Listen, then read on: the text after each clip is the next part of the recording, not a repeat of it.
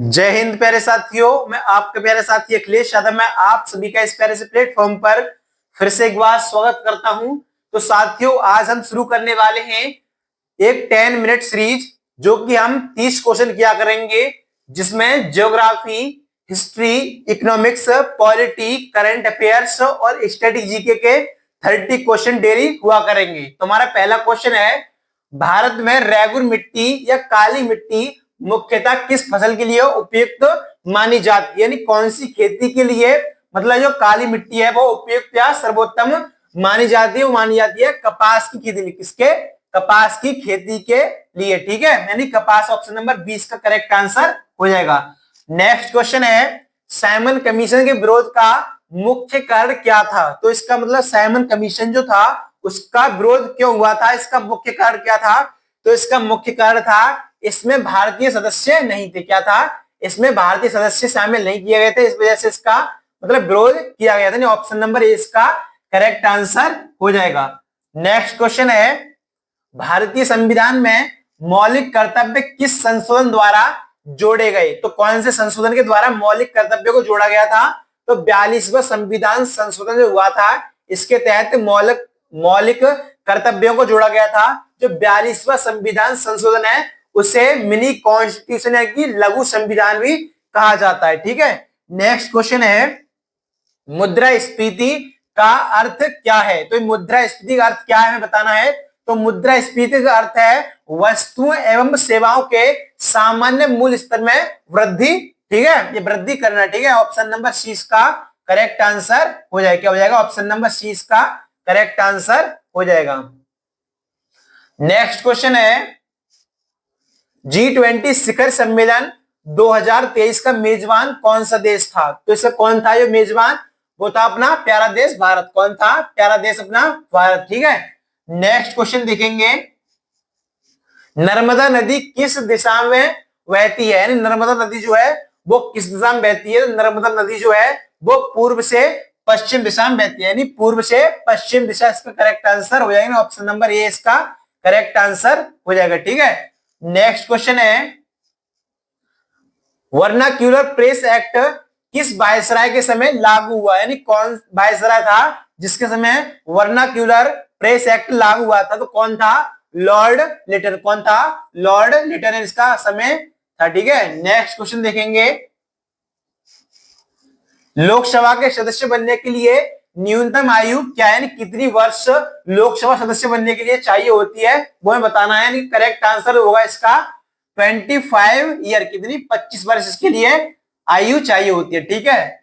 Next question देखेंगे, bank दर यानी bank rate किसके द्वारा निर्धारित की जाती है? तो बैंक रेट जो है वो किसके द्वारा निर्धारित किया जाता है? तो भारतीय रिजर्व बैंक। किसके द्वारा? आरबीआई के द्वारा, भारतीय रिजर्व बैंक के द्वारा बैंक रेट या बैंक दर निर्धारित की जाती है। ठीक है। नेक्स्ट क्वेश्चन देखेंगे, चंद्रयान 3 मिशन का मुख्य उद्देश्य क्या था? तो इसका मुख्य उद्देश्य क्या था? तो चंद्रमा मतलब चंद्रयान 3 मिशन जो गया था उसका मुख्य उद्देश्य था चंद्रमा की सतह पर सॉफ्ट लैंडिंग। क्या? सॉफ्ट लैंडिंग चंद्रमा की सतह पर। ठीक है। नेक्स्ट क्वेश्चन देखेंगे, नेक्स्ट है, भारत में जैव विविधता हॉटस्पॉट की संख्या कितनी है? भारत में कुल कितने हॉटस्पॉट है जैव विविधता के? वो कितने हैं? 4। कितने? ऑप्शन नंबर सी का करेक्ट आंसर हो जाएगा। ठीक है। नेक्स्ट क्वेश्चन है, दीन ए इलाही का मुख्य उद्देश्य क्या था? ये दीन ए इलाही का मुख्य उद्देश्य था धार्मिक सहिष्णुता बढ़ाना। है ऑप्शन नंबर 20 का करेक्ट आंसर हो जाएगा। क्या आएगा? ऑप्शन नंबर 20 का करेक्ट आंसर हो जाएगा। ठीक है। नेक्स्ट क्वेश्चन देखेंगे, राज्यसभा का स्थायी अध्यक्ष कौन होता है? तो इसका करेक्ट आंसर होगा उपराष्ट्रपति। राष्ट्रपति जो उपराष्ट्रपति जो होता है वो राज्यसभा का स्थायी अध्यक्ष होता है। ठीक है। नेक्स्ट क्वेश्चन है, राष्ट्रीय आय की गणना में किसे शामिल नहीं किया जाता? यानी कौन सा ऐसा तत्व है जिसे राष्ट्रीय आय की गणना करते समय शामिल नहीं किया जाता है? वो कौन सा है? वेतन होगा, किराया होगा, पेंशन होगा, उत्पादन होगा। इसमें क्या ना शामिल किया जाएगा? पेंशन। किसको? राष्ट्रीय आय में पेंशन को शामिल नहीं किया जाता। ठीक है। नेक्स्ट क्वेश्चन देखेंगे, सूर्य का सबसे बाहरी भाग क्या कहलाता है? सूर्य जो है उसका सबसे बाहरी भाग क्या कहलाता है? तो वो कहलाता है कोरोना। क्या? कोरोना। सबसे अंदर वाला भाग कहलाता है कोर। क्या कहलाता है? कोर। ठीक है, नेक्स्ट क्वेश्चन देखेंगे। नेक्स्ट है मानसून शब्द की उत्पत्ति किस भाषा से हुई है? मानसून जो है वो कौन सी भाषा का शब्द है, हमसे पूछा गया है, तो यह है अरबी भाषा। कौन सी? अरबी भाषा से मानसून शब्द की उत्पत्ति हुई है। कौन से? ऑप्शन नंबर 20 का करेक्ट आंसर हो जाएगा। ठीक है, नेक्स्ट क्वेश्चन देखेंगे।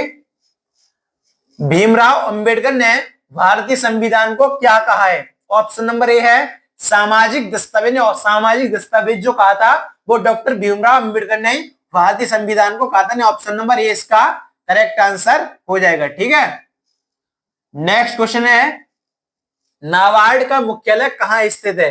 तो नाबार्ड जो है उसका मुख्यालय कहां पर है? इसका मुख्यालय है मुंबई में। कहां पर? मुंबई में। ऑप्शन नंबर 20 का करेक्ट आंसर हो जाएगा। ठीक है, नेक्स्ट क्वेश्चन है जलवायु परिवर्तन का मुख्य कारण क्या है?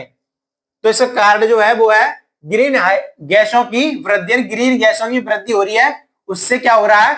जलवायु परिवर्तन का मुख्य कारण ये बन रहा है। ठीक है, नेक्स्ट क्वेश्चन है भारत छोड़ो आंदोलन का नारा किसने दिया था? भारत छोड़ो आंदोलन का नारा किसने दिया था?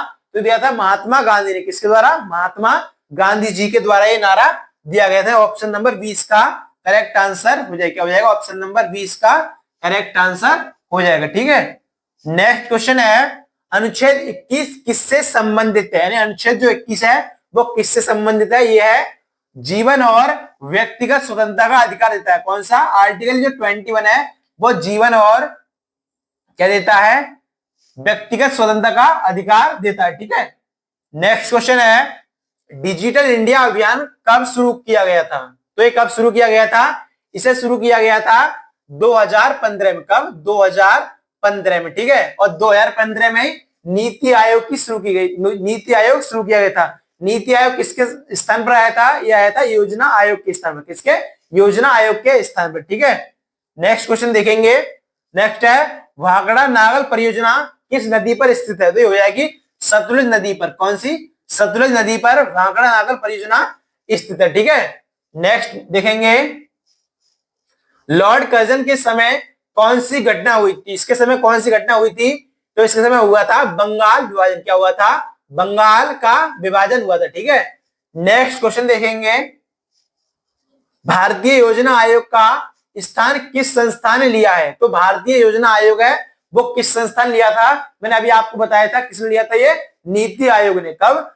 2015 ईस्वी में। ठीक है, यानी ऑप्शन नंबर 20 का करेक्ट आंसर हो जाएगा। इसके द्वारा शुरू की गई नीति आयोग है प्रधानमंत्री नरेंद्र मोदी बनने के बाद ये शुरू किया गया। ठीक है, नेक्स्ट क्वेश्चन है विश्व पर्यावरण दिवस कब मनाया जाता है? तो इसका करेक्ट आंसर होगा 5 जून। 5 जून को विश्व पर्यावरण दिवस मनाया जाता है। ठीक है, नेक्स्ट क्वेश्चन है जीडीपी का पूर्ण रूप क्या है? जीडीपी का पूर्ण रूप हमसे पूछा गया, इसकी फुल फॉर्म क्या है?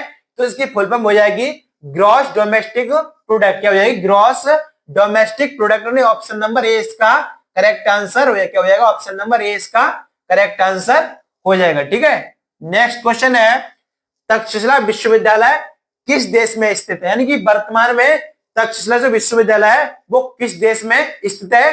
तो इसका करेक्ट आंसर हो जाएगा पाकिस्तान। क्या हो जाएगा? ऑप्शन नंबर 20 का करेक्ट आंसर हो जाएगा। ठीक है, नेक्स्ट क्वेश्चन है मौलिक अधिकार किस भाग में वर्णित है? तो मौलिक अधिकार जो है वो भाग नंबर 3 में मौलिक अधिकारों के बारे में चर्चा की गई। कौन से? भाग नंबर 3 में मौलिक अधिकारों के बारे में चर्चा की है। ऑप्शन नंबर 20 का करेक्ट आंसर हो जाएगा। ठीक है, नेक्स्ट क्वेश्चन है नेक्स्ट और इस क्लास का लास्ट क्वेश्चन है सर्वाधिक जनसंख्या वाला राज्य कौन सा है? यानी कौन सा जो है वो सर्वाधिक जनसंख्या वाला राज्य है? वो हो जाएगा यूपी यानी उत्तर प्रदेश। यानी भारत का सबसे अधिक जनसंख्या वाला राज्य जो है वो कौन सा है? उत्तर प्रदेश। उत्तर प्रदेश की जनसंख्या जो है वो ब्राजील देश के बराबर है। कितने? ब्राजील देश के बराबर है।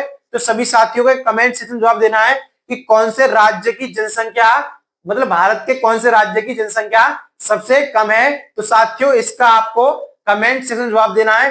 तो मिलते हैं नेक्स्ट क्लास में। तो साथियों ऐसी क्लासेस को पाने के लिए हमारे चैनल को सब्सक्राइब करना ना भूलें। तो मिलेंगे नेक्स्ट क्लास में, तब तक इन सभी प्यारे साथियों को जय हिंद।